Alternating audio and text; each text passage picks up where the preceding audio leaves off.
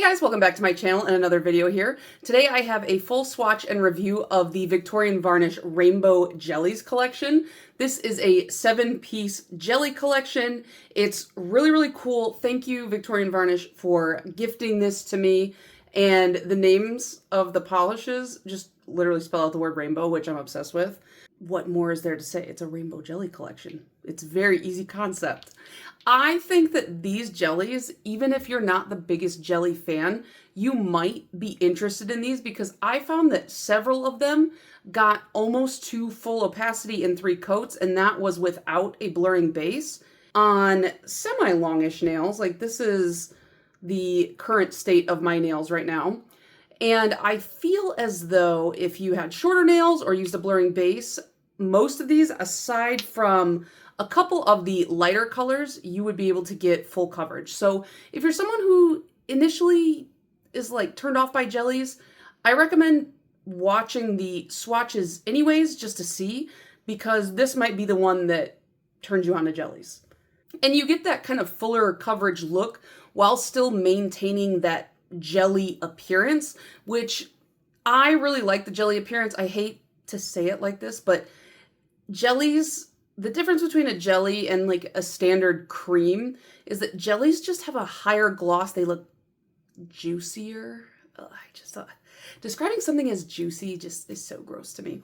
But they do, they look juicy, especially with a glossy top coat on these, because these jellies are very different from any other jellies in my collection. They dry down in a semi-matte finish, almost like a velvet matte kind of finish. So I'm showing them to you both ways, both velvet matte kind of look, and then I show you the full hand swatch with a glossy top coat as well. This full set was available at PBE, Polish and Beauty Expo, which is something I attended in Tinley Park in Illinois.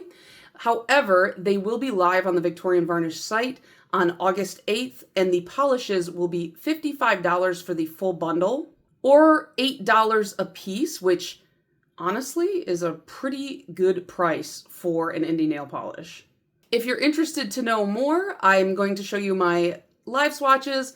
I'll show you the photos I took of the full hand swatches, and then I will talk in more detail at the end on all my thoughts and feelings and everything I think you guys need to know about this collection before you pick it up.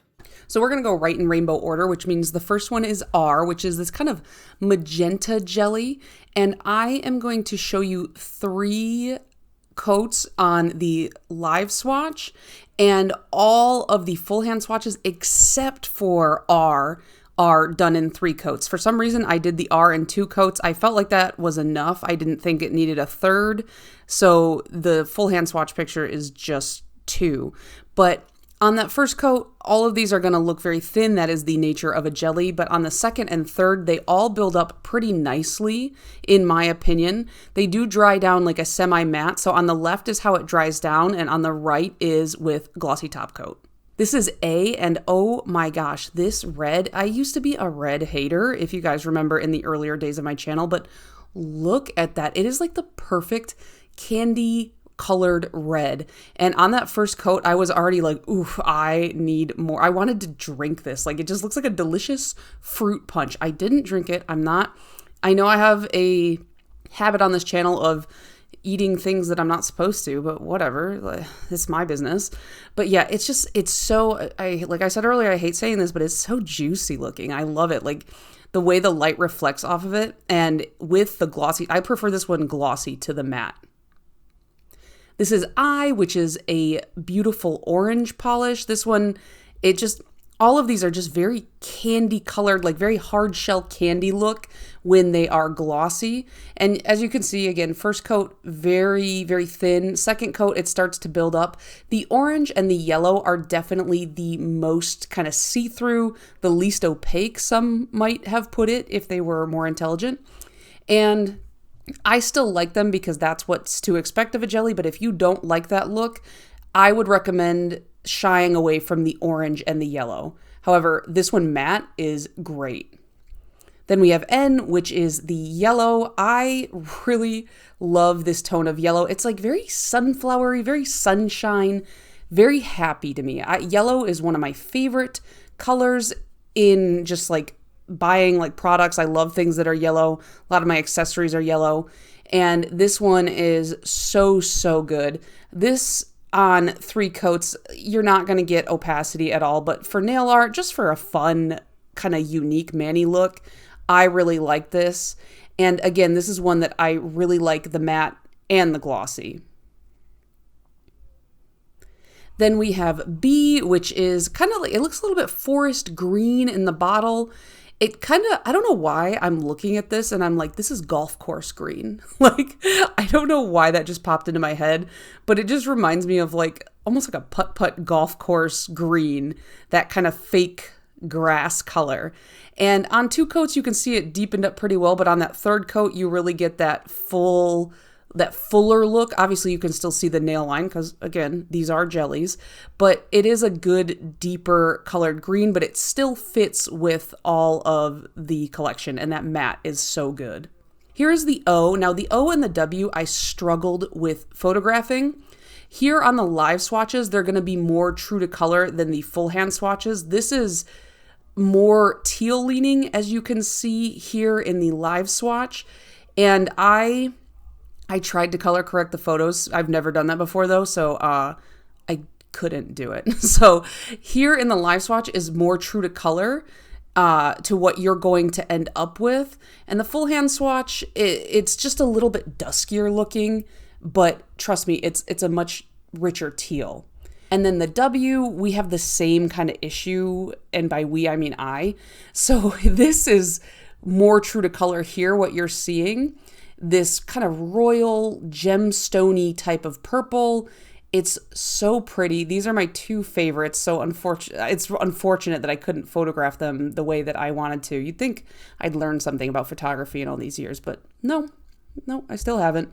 But here in the full hand swatch, the matte look I took under natural light, and that's a little bit more true to color. So what did you guys think about this collection? Do you guys have a favorite? Because I have 2. Okay, we'll get into those. The biggest thing that I noticed about some of the polishes in this collection, not all of them, but some of them, the first coat, it's going to give you the illusion, well, I guess it's not an illusion because it is a little bit patchy on that first coat.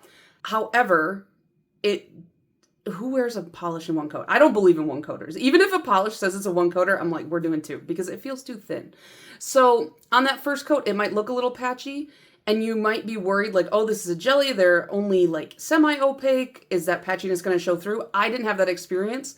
With that second coat, the entire nail balanced out in color and tone, and there were no like dark patches or light patches or anything like that. I think the biggest one that I noticed that with when I was doing my full hand swatches was R, the very first one in the word rainbow there. And this is like the more magenta-y red tone. And with that first coat, I was like, uh-oh, what's going on? But then with the second coat, it completely balanced out. And this is the only one out of all 7 that I did in 2 coats. And I felt like that was enough. Everything else I did in 3 coats. And for me, that's just my preference with the jelly is 3 coats. You could do 2 depending on, if you're doing like any kind of nail art or anything like that. But I just felt like they looked best in 3.